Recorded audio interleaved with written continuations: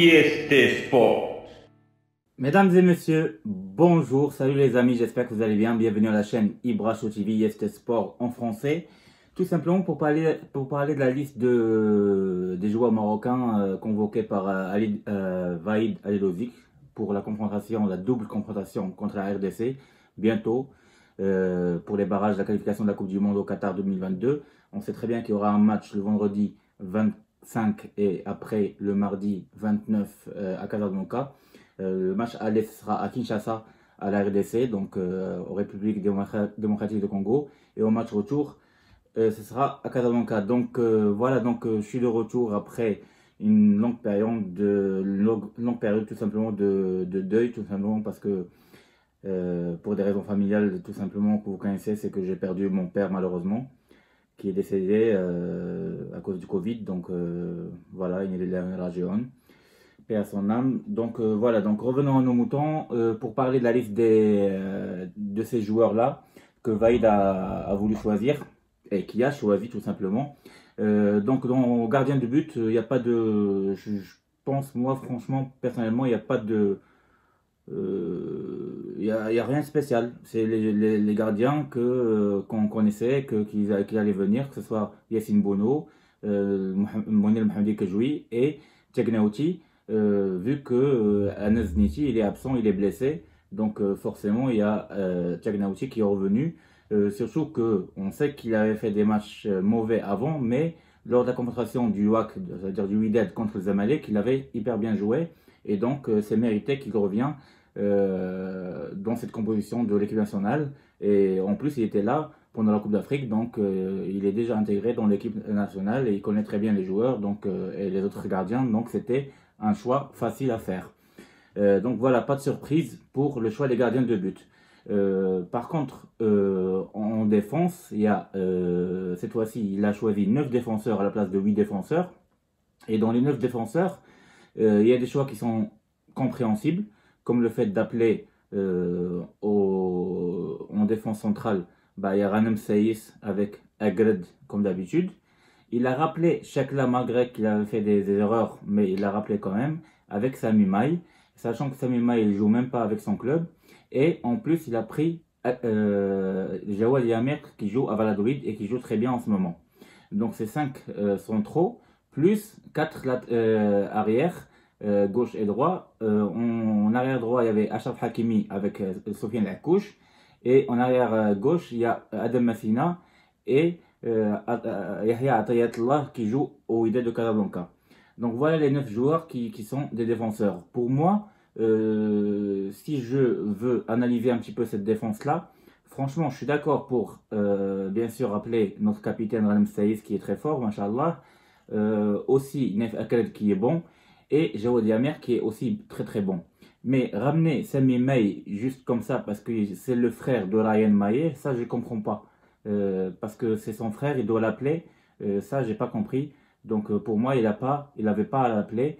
C'est vrai qu'il est peut-être polyvalent, il peut jouer même en milieu défensif et peut-être même à droite pour remplacer Hakimi, mais il n'a pas sa place. Désolé, c'est quelqu'un qui joue pas dans son club et en Hongrie, c'est un championnat qui est très faible, beaucoup plus faible que le Maroc, sachant que le championnat marocain c'est pratiquement le meilleur en Afrique. Donc je ne sais pas pourquoi il l'appelle. Donc Sami Maï, pour moi, il n'a pas sa place. Chakla, franchement, on aurait pu appeler Zohel Soudal à sa place, ça aurait été mieux. Comme ça, on oublie ce qu'il a fait comme erreur en Coupe d'Afrique. Et si on parle des arrières, pour moi, Hakimi, il est largement le meilleur joueur du Maroc, avec Soufiane Boufal et Bono peut-être. Franchement, c'est les meilleurs joueurs, donc on ne va pas en parler.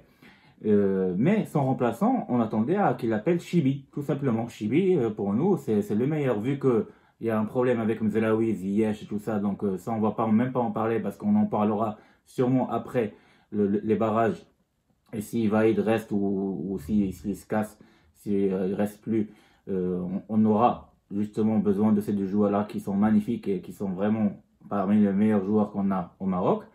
Mais malheureusement, il n'y a pas Mzelaoui pour remplacer Hakimi ou pour qu'il joue titulaire au milieu tout simplement. Mais là, le remplaçant de Hakimi, c'est quelqu'un qui joue même pas dans son club, c'est Akouche. Et franchement, ça, je comprenais pas pourquoi il a fait ce choix-là, Vaïd. Alors que Chibi joue très bien, Et elle aurait pu prendre même le Jawad Madkour de Raja de Casablanca ou Nahiri, peu importe, mais pas la couche. Ça, je comprends pas ce choix-là.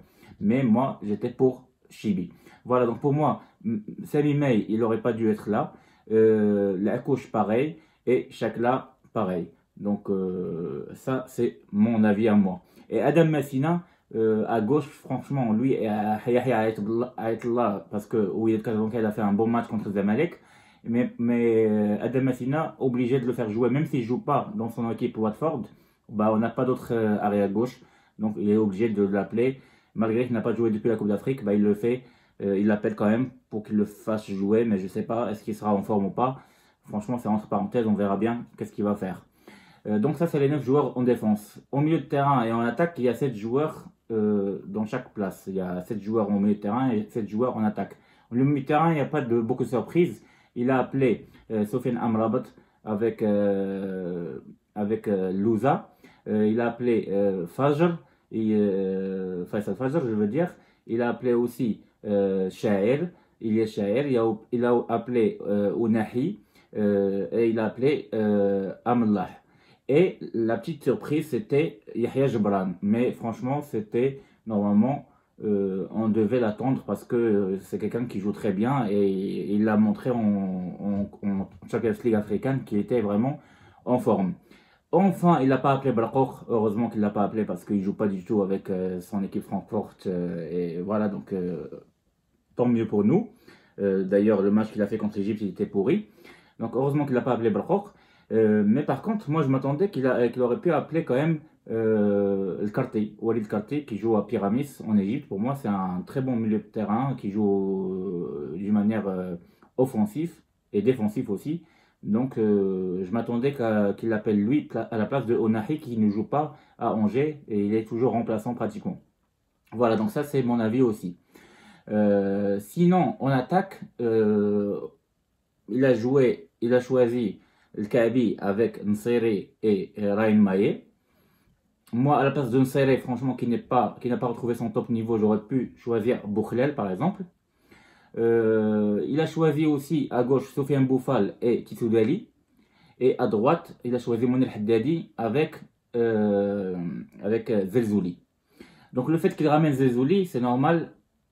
Donc il y a 3 joueurs qui vont sauter qui étaient là avant. C'est Soufiane Rahimi, Ben Sharqi et comment il s'appelle il y avait Ben Sharqi, Soufiane Rahimi et Boukhlel, justement, Zakaria Boukhlel.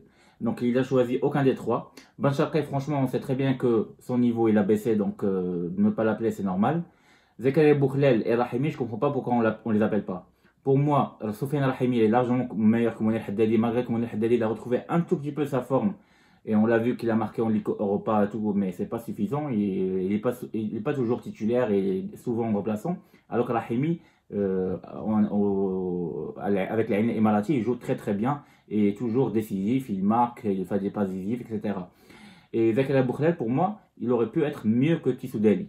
Mais si on a appelé Tissoudali, pour moi, Rahimi, il aurait dû être là, à la place de Tissoudali ou à la place de Mounir Haddadi. Et Zakaria Boukhlel aurait pu être à la place de tout simplement de Nsari. Parce que normalement on aurait dû appeler Hamdullah. Franchement, c'est lui le meilleur qui aurait dû être à la place de Nsari avec le Kabi qui est le meilleur buteur de la Turquie, championnat turc, et aussi Raïm Maé qui est franchement très fort, ce joueur-là, très bon.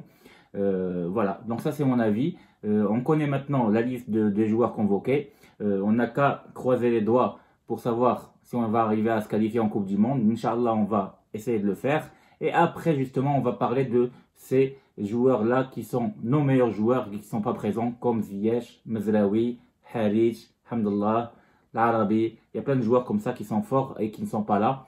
Et on peut en parler aussi de les autres joueurs comme Rahimi, Chibi, le Karti, etc. Et Badr Banoun, j'espère qu'il va aussi revenir en forme parce qu'il est tout simplement malade. C'est pour ça qu'il n'a pas été appelé pour être en défense. Donc la défense a été connue vu que Badr Banoun justement il est malade. Mais il aurait pu appeler quand même Zohair Saddal à la place de Chakla, par exemple. Mais Sami Maye, pourquoi il le ramène et avoir 9 défenseurs à la place de 8 et comme ça ramener Rahimi par exemple en attaque, ça je comprends pas. Bon, le coach il fait ce qu'il veut. Moi la dernière fois j'avais dit qu'il devait se casser, mais malheureusement il n'est pas parti et on ne pouvait pas le faire partir à même pas un mois des barrages. Parce que si on avait ramené un autre coach, il allait découvrir la liste des joueurs 3 jours avant le match du barrage, ça va être catastrophique. Donc c'est normal de le garder. Mais maintenant, j'espère qu'on va se qualifier et après qu'on le dégage parce que franchement, pour moi, il m'énerve trop. Il ne nous ramène pas les joueurs qu'on adore tout simplement et il n'a pas résolu les problèmes avec eux parce que Ziyech et Mezraoui, il a des problèmes avec eux. Il n'a pas arrêté de les insulter pendant des mois et des mois, pendant 6 mois pratiquement. Et du jour au lendemain, il fait quoi? Il les appelle même pas et rien. Juste il envoie la convocation et il les a pris pour vraiment des cons. Et donc ça se fait pas. C'est normal qu'ils n'allaient pas venir. Et voilà. Donc merci de m'avoir suivi encore une fois les amis. J'espère que vous allez bien. Je suis de retour. Voilà, le moral un peu mieux qu'avant. Et je vous dis à très bientôt. Merci. Au revoir.